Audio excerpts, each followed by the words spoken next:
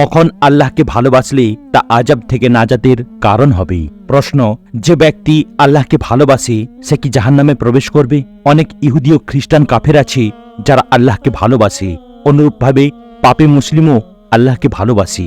সে কখনো বলে না যে আমি আল্লাহকে ঘৃণা করি। এ বিষয়টি কি একটু ব্যাখ্যা করা যায়? উত্তর, আলহামদুলিল্লাহ।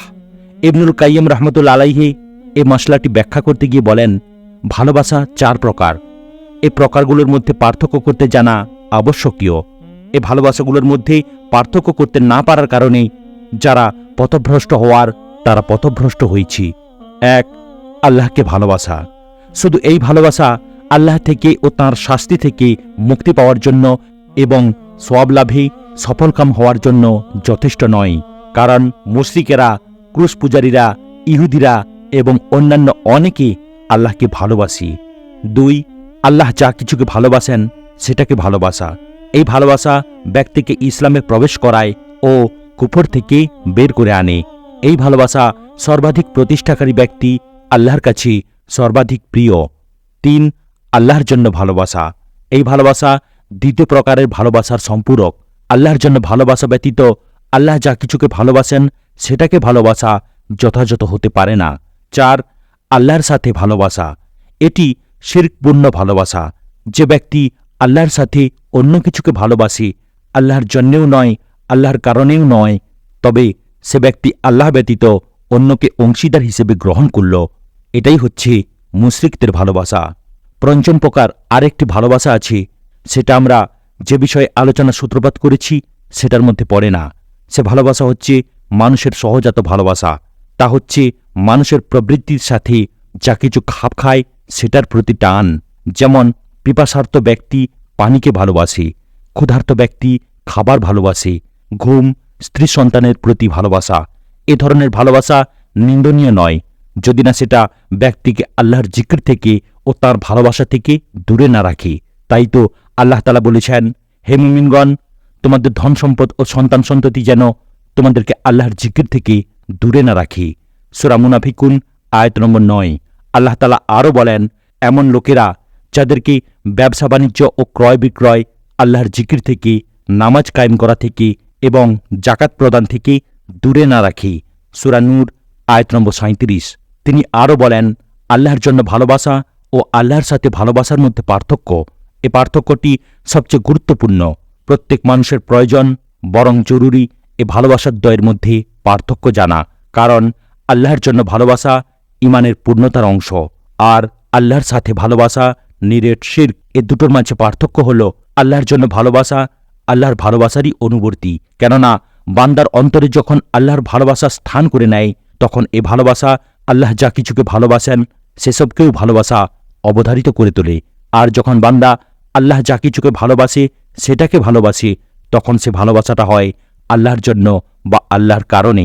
বান্দা আল্লাহর রাসূলগণকে ভালোবাসে, তার নবীগণকে ভালোবাসে, তার ফেরেশতাগণকে ভালোবাসে, তার বন্ধুগণকে ভালোবাসে, কারণ আল্লাহ এদেরকে ভালোবাসেন। আর আল্লাহ যাদেরকে ঘৃণা করেন, আল্লাহ ঘৃণা করার কারণে সেও তাদেরকে ঘৃণা করে। আল্লাহর জন্য ভালোবাসা ও আল্লাহর জন্য ঘৃণা করার আলামত হচ্ছে, আল্লাহর কোনো শত্রু যদি তার প্রতি কোনো ইহসান করে, তার কোনো সেবা করে, তার কোনো প্রয়োজন পূরণ করে দেয়, তদুপরি ওই শত্রুর প্রতি তার ঘৃণাবোধ ভালোবাসাতে রূপান্তরিত হয় না। অনুরূপভাবে আল্লাহর কোনো প্রিয় ব্যক্তি যদি তাকে ঘৃণা করে কিংবা কষ্ট দেয়, হয়তো ভুলক্রমে বা তার ব্যাপারে আল্লাহর আনুগত্য করতে গিয়ে ইচ্ছা করে, বা ভুল ব্যাখ্যার বশবর্তী হয়ে, বা ইজতিহাদগত কারণে কিংবা বিদ্রোহবশত যা থেকে ওই ব্যক্তি তওবা করেছে, তদুপরি তার প্রতি যে ভালোবাসা ছিল সেটা ঘৃণাতে রূপান্তরিত হয় না। গোটা দিন ভালোবাসা ও ঘৃণার এ 4টি নীতির উপর আবর্তিত হয়। এ দুটোর উপর কিছু কর্ম করা ও কিছু কর্ম না করা নির্ভর করে। যে ব্যক্তির ভালোবাসা, ঘৃণা, পালন ও বর্জন আল্লাহর জন্য, সে ব্যক্তি তার ঈমানকে পূর্ণতা দান করেছে। অর্থাৎ ভালোবাসলে আল্লাহর জন্য ভালোবাসে, ঘৃণা করলে আল্লাহর জন্য ঘৃণা করে, কিছু করলে আল্লাহর জন্য করে, কিছু বর্জন করলে আল্লাহর জন্য বর্জন করে। এই 4টি শ্রেণীর মধ্যে যে অনুপাতে ঘাটতি হবে, তার ঈমান ও দিনদারিতেও সে অনুপাতে ঘাটতি হবে। এর বিপরীতে রয়েছে আল্লাহর সাথে ভালোবাসা। সেটা 2 প্রকার। এক প্রকার যা ব্যক্তির মূল তাওহীদের উপর আঘাত হানে, আর অন্য প্রকার যা পরিপূর্ণ একনিষ্ঠতা ও আল্লাহর ভালোবাসার উপর আঘাত হানে কিন্তু ইসলাম থেকে খারিজ করে দেয় না। প্রথম প্রকার, যেমন মুশরিকগণ কর্তৃক তাদের মূর্তিগুলোকে ও আল্লাহর শরিকদারগুলোকে ভালোবাসা। আল্লাহ তাআলা বলেন, আর মানুষের মধ্যে এমনও আছে যারা আল্লাহ ছাড়া অন্যকে আল্লাহর সমকক্ষ রূপে গ্রহণ করে, তাদেরকে আল্লাহকে ভালোবাসার মতো ভালোবাসে। সূরা বাকারা আয়াত নম্বর 165। এই সকল মুশরিকগণ তাদের প্রতিমা, মূর্তি ও উপাস্যগুলোকে আল্লাহর সাথে ভালোবাসে যেভাবে তারা আল্লাহকে ভালোবাসে। এ ধরনের ভালোবাসা হচ্ছে উপাসনা ও মৈত্রী শ্রেণীর ভালোবাসা, যে ভালোবাসার অনুবর্তী ভয়, আশা, ইবাদত ও দোয়া। এ ধরনের ভালোবাসাই শিরক, আল্লাহ যা ক্ষমা করবেন না। এই শরিকদার উপাস্যদের সাথে শত্রুতা পোষণ করা ও এদেরকে চরম ঘৃণা করা ছাড়া, এদের পূজারীদেরকে ঘৃণা করাও তাদের সাথে শত্রুতা পোষণ করা ছাড়া ঈমান অর্জিত হবে না। তাদের বিরুদ্ধে লড়াই করার জন্য আল্লাহ তাঁর রাসূলগণকে প্রেরণ করেছেন, তার কিতাবসমূহ নাজিল করেছেন। এই শিরক ভালোবাসা পোষণকারীদের জন্য জাহান্নাম সৃষ্টি করেছেন। এই ভালোবাসা পোষণকারীদের বিরুদ্ধে লড়াইকারী ও তার কারণে এদের সাথে শত্রুতা পোষণকারীদের জন্য জান্নাত সৃষ্টি করেছেন। অতএব যে ব্যক্তি আল্লাহর আরশ থেকে শুরু করে জমিন পর্যন্ত অন্য যা কিছুর উপাসনা করবে, সে ব্যক্তি আল্লাহ ব্যতীত সেটাকে উপাস্য হিসেবে গ্রহণ করল এবং তার সাথে শিরক করল। সে উপাস্য যেই হোক না কেন, সে উপাস্য থেকে বান্দা নিজের বৈরিতা ঘোষণা করা কতই প্রয়োজন। দ্বিতীয় প্রকার, আল্লাহ তাআলা মানব অন্তরে যা কিছু সুশোভিত করেছেন সেগুলোর প্রতি ভালোবাসা, যেমন নারী, সন্তান সন্ততি, স্বর্ণরৌপ্য, ভালো জাতের সুন্দর ঘোড়া, গবাদি পশু যেমন উট, গরু, ভেড়া ও ছাগল, জমি, জৈবিক চাহিদা থেকে এগুলোর প্রতি ভালোবাসা। উদাহরণত ক্ষুধার্ত ব্যক্তির খাবারের প্রতি ভালোবাসা, পিপাসার্ত ব্যক্তির পানির প্রতি ভালোবাসা। এই ভালোবাসা আবার 3 ধরনের হতে পারে। 1. বান্দা যদি আল্লাহর কাছে পৌঁছা তার সন্তুষ্টি ও আনুগত্য সম্পাদনের উপকরণ হিসেবে এগুলোকে ভালোবাসে, তাহলে এ ভালোবাসার জন্য সে সওয়াব পাবে এবং এ ভালোবাসা আল্লাহর জন্য ভালোবাসার অধিভুক্ত হবে। এগুলোকে উপভোগ করে বান্দা স্বাদ পাবে। এটাই ছিল ইনসানে কামেলের অবস্থা, যার কাছে দুনিয়ার জিনিসের মধ্যে নারী ও সুগন্ধি প্রিয় ছিল।